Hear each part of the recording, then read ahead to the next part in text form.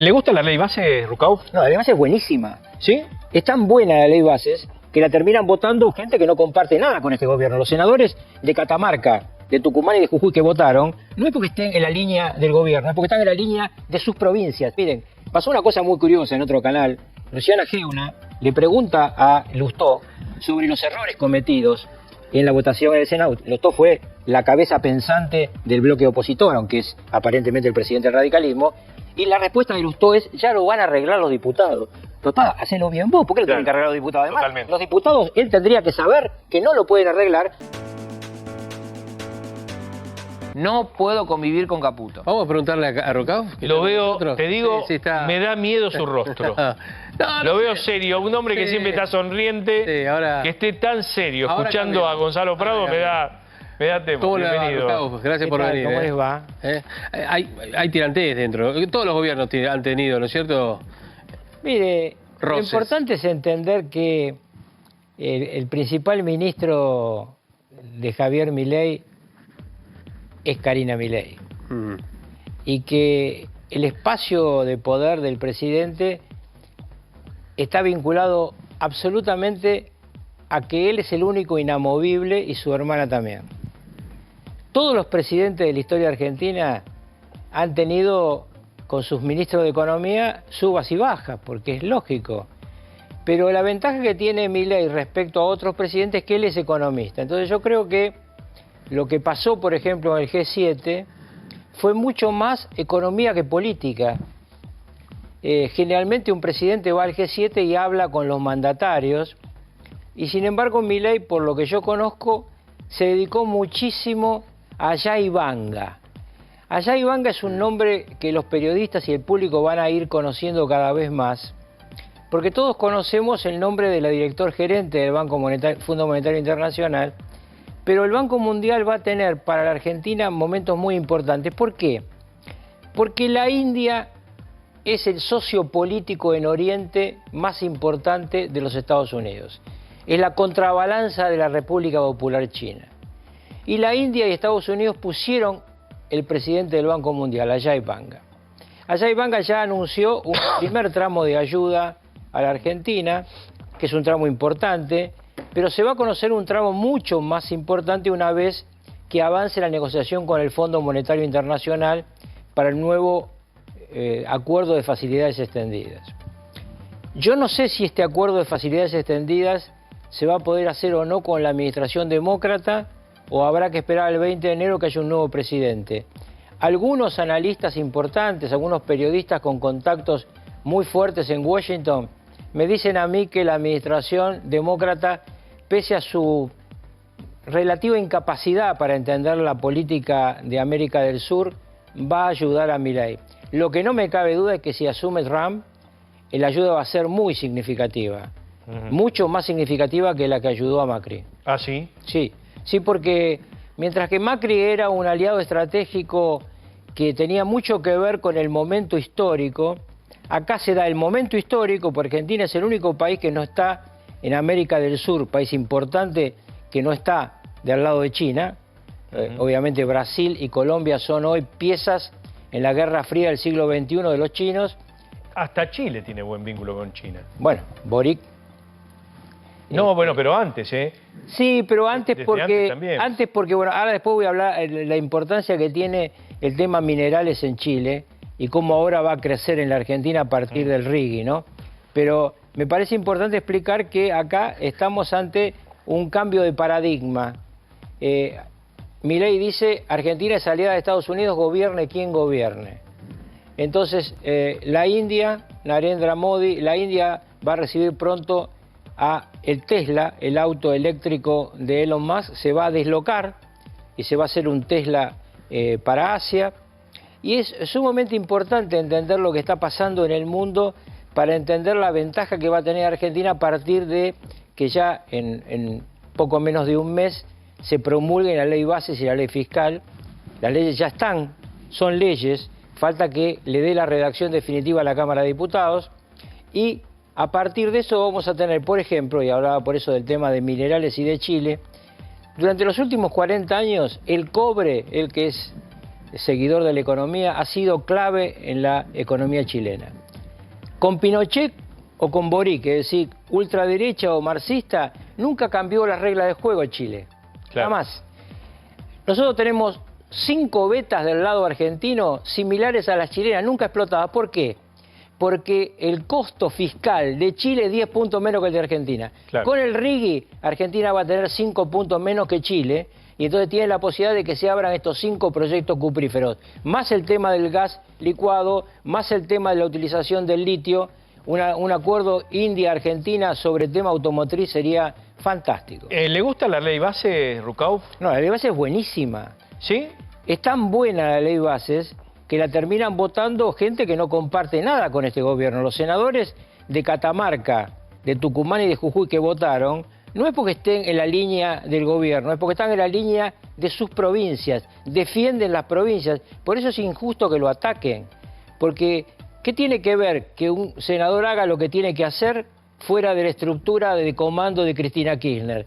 Ellos hacen lo que tienen que hacer, defienden los intereses de sus provincias. Para Catamarca, para todas, Salta, Jujuy, para toda lo que es la minería extractiva de la Argentina, esta ley es buenísima. Pero para parte de la oposición que se ha manifestado totalmente en contra, entonces, ¿qué? ¿Se obran per se por ellos mismos? ¿Porque no quieren darle, no sé, una mano al gobierno? ¿Por qué al gobierno? Es una mano a la Argentina. Bueno, por eso yo lo que hablo digo es... ellos hablan gobierno, no de la Argentina. Bueno, es que es de la Argentina. La Argentina necesita esta ley y necesita una ley fiscal que refinancia a las provincias. Las provincias acordaron con el candidato de Unión por la Patria, con Massa, una baja del impuesto a las ganancias. Sí. Massa le dijo, miren muchachos, esto lo hacemos ahora, yo asumo en diciembre y arreglamos. Hasta tal punto que ustedes fíjense que hay un cambio fiscal importante. Todavía no le han cobrado a la gente porque no ha hecho los cargos la AFIP, pero el impuesto cedular está vigente. Lo deroga esta ley, la ley base lo deroga, pero tendrían que cobrarnos a todos retroactivos del 1 de enero. Sí. Yo creo que la ley base es buena, la ley fiscal es buena y que es buena para la Argentina, más allá de un presidente. Y que además, como dice, ya lo he dicho varias veces, creo que lo dije también acá, como decía Angelos, un patriota, cuando pierde con Menem asume, ustedes saben, adelantado el gobierno. No teníamos, claro, no teníamos los diputados que asumían en diciembre. ¿Y qué dice Angelos?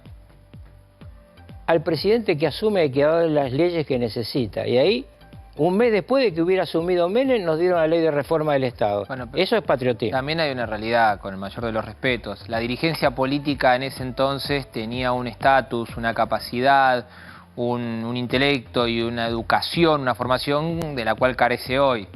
Me parece que hay una gran diferencia. Hoy, por ejemplo, vos ves que el presidente, con cualquier cuestión que uno vea, tuvo 6 meses para conseguir que le aprueben en diputados una ley. Lo que quiere decir es que hoy es diputado o senador cualquiera. No, es que hay una degradación de la capacidad y la calidad de los dirigentes políticos que están a la vista de todos. Hago un ejercicio muy simple. Comparemos el gabinete que integró Rucauf durante los 90, Herman González, Ditela, Cavallo... Por eso me das la razón, digo, claro. yo pienso eso, que hoy cualquiera es diputado y antes tenía que tener una carrera política. No, antes también, lo que pasó en el país, no. Te podía gustar lo que pasó en el país, lo que pasó en el país es el kirchnerismo. Hacer acto de corrupción o no. Fíjate lo que era otra formación política. El gabinete de la Rúa otra formación política. Yo no sé si le pondría una subestimación en eso. Yo creo que pasó había caudillos la grieta. En serio en pasó la grieta, me parece, Carlos, ¿o no? Bueno, abrió la grieta que cerró Carlos Menem, la abrió Néstor Kirchner porque le convenía, claro, porque era un tipo débil desde el punto de vista político. Pero a mí me parece que lo que también cambió mucho es el respeto. Nosotros, cuando yo fui diputado, cuando hablaba un Baglini, nos callábamos la boca, no importa que era radical, aprendíamos. Hizo el teorema que fue ley en la política hasta hace poquito. Pero las lecciones de economía que daba Raúl, la discusión es que nosotros teníamos como diputado a Cavallo, a Guido Ditela, que discutían con Baglini. Del otro lado también escuchaban cuando las nuestras discutían. No te digo que eran, a ver, ilustres, eran ilustres en la política. Hoy ves diputados que o no leen las leyes, no se preparan para hablar, no saben leer, no saben de política. Es la berretización de la política. Una cosa interesante que demuestra que no se leen las cosas es lo que pasó con el tema ganancias y los gobernadores del sur. En la negociación con el gobierno, porque el gobierno negocia, viste que se quedó la idea en la cabeza de que este es un gobierno que no negocia, no, negocia muchísimo. Negocia el ministro jefe de gabinete, que es muy hábil, pero negocia con el aval del presidente, ¿no? Sí. Pero habían en esa negociación obtenido para el sur argentino el incremento del mínimo no imponible para los trabajadores que viven en zonas desfavorables, 22% más. 22%, sí. Y no lo votaron. No, es que votaron todo en contra de ellos mismos. Y bueno, lo que pasa es que les quedaba poco y tenían que hacer un poquito de teatro. Pero bueno, pero se quedaron porque ahora, cuando reponga diputados... No va a estar ese 22%. No puede. No, va a ser peor. No puede diputados reponer, porque una cosa que hay que explicarle a ellos mismos es que el sistema legislativo argentino establece que la Cámara de Inicio trata solamente los artículos que la Cámara Revisora objetó o modificó. Es decir, objetó cuando lo votó en contra o modificó. Y lo único que puede hacer el diputado es aceptar las modificaciones o reponer los artículos. Es decir, va a reponer el de ganancia como estaba. No puede modificar. En ese caso hubo... A mí me dicen que no, que es un pensamiento muy maquiavélico, que la política no está tan calculada en frío, pero el gobierno se lleva la ley de ganancias que quería, con la única exhibición en los petroleros que están en pozo, y los patagónicos se llevan esta defensa capa y espada de queríamos algo más. Yo, si me preguntan a mí, digo, y sí, querías algo más, pero el patagónico dice, pero pará, yo podía tener un 22% más alto de mínimo no imponible y ahora voy a tener el que tenía antes. ¿Qué negociaste? Pero bueno...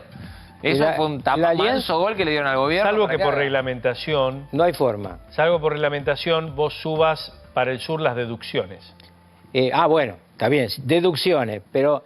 Vos le des una deducción diferenciada... Correcto. Por reglamentación a la provincia del sur. Sí, lo que pasa es que esta ley tiene muchas exhibiciones por familia, etcétera, que no tiene el impuesto cedular. Miren, pasó una cosa muy curiosa en otro canal. Luciana Geuna le pregunta a Lustó sobre los errores cometidos en la votación en el Senado. Lustó fue la cabeza pensante del bloque opositor, aunque es aparentemente el presidente del radicalismo, y la respuesta de Lustó es, ya lo van a arreglar los diputados. Papá, hacelo bien vos, ¿por qué lo tienen que arreglar los diputados? Además, los diputados, él tendría que saber que no lo pueden arreglar porque solamente pueden reponer. Pero bueno, las leyes están... Ahora viene la segunda parte de este espacio económico de la Argentina, que es seguir bajando la inflación, mantener el déficit cero y avanzar con la reactivación. A mí lo que me preocupa, Carlos... Llega la reactivación. A mí lo que me preocupa, Carlos, es que anoche el presidente Milei, en una nota que le dio a un canal colega, habla de que en julio va a haber un rebrote de la inflación. No, lo que el presidente creo que... Eso es lo gravoso de esta historia, ¿no? Yo lo que te digo, lo que yo veo, porque creo que él también sigue mucho los números de lo que son todo lo que es medicamentos, todo lo que es alimentos. Hay en algunos productos una caída del precio, pero hay un aumento de tarifas.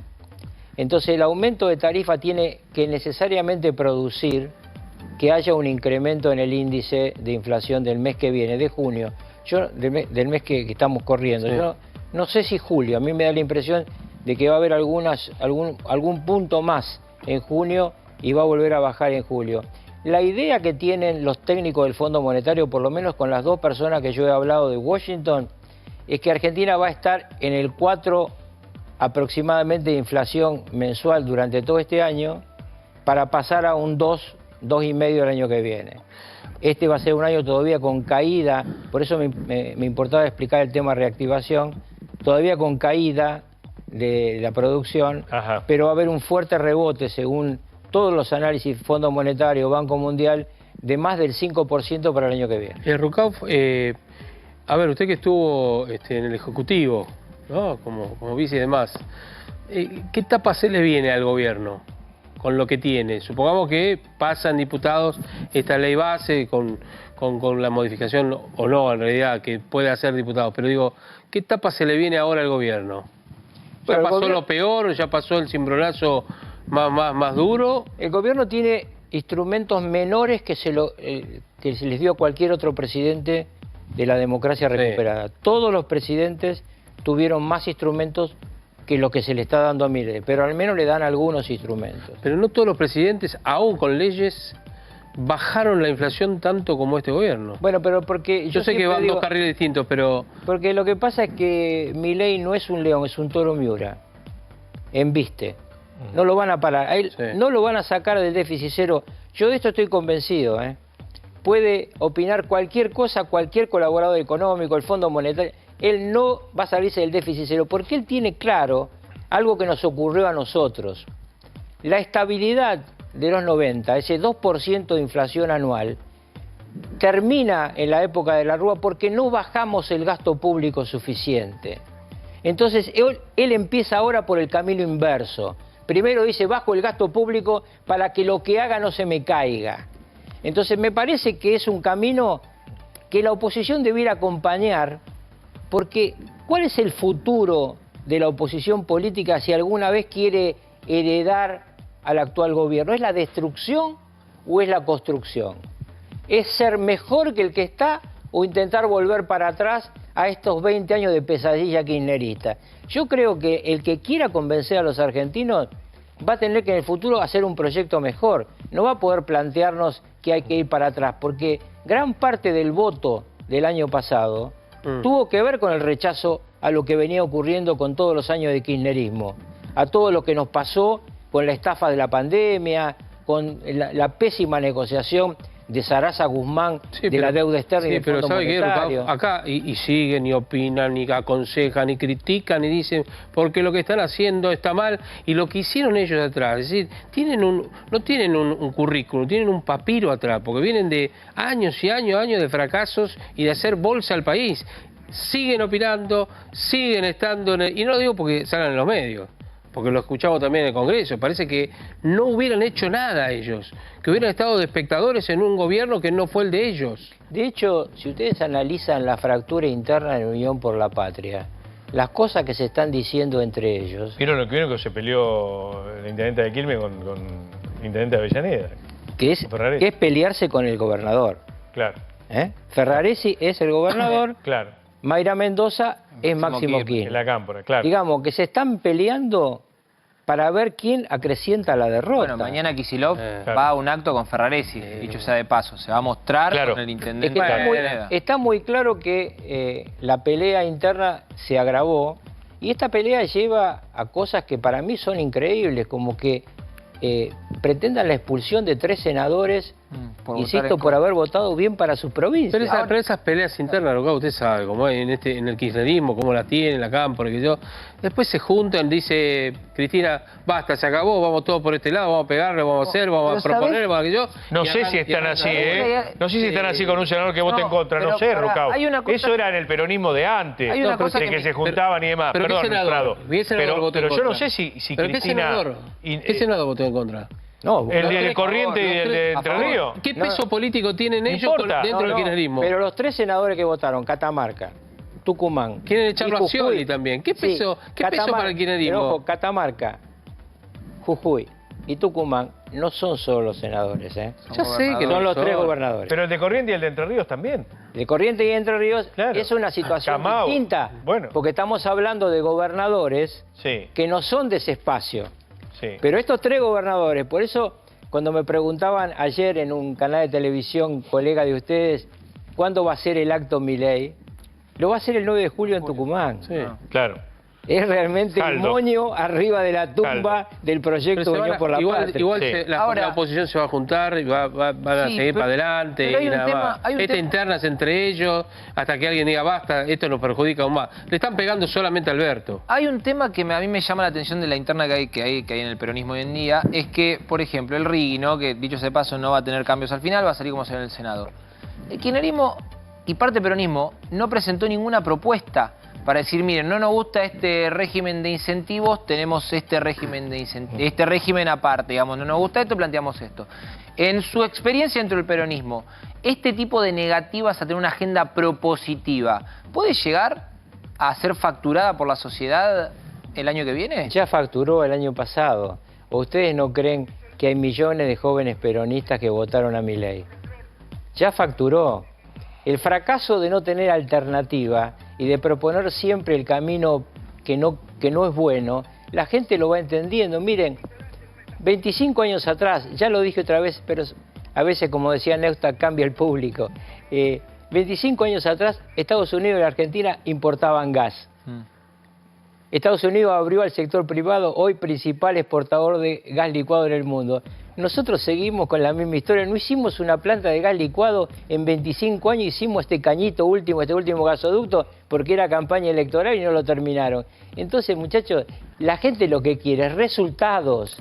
Por eso el futuro se construye a partir de resultados. Claro. Y baja la inflación, hay actividad económica y mejoran los salarios, el que se pone en contra de esto lo pasa por arriba a la realidad. Muchas gracias, Carlos. Al contrario. Gracias, Lucas, por su presencia.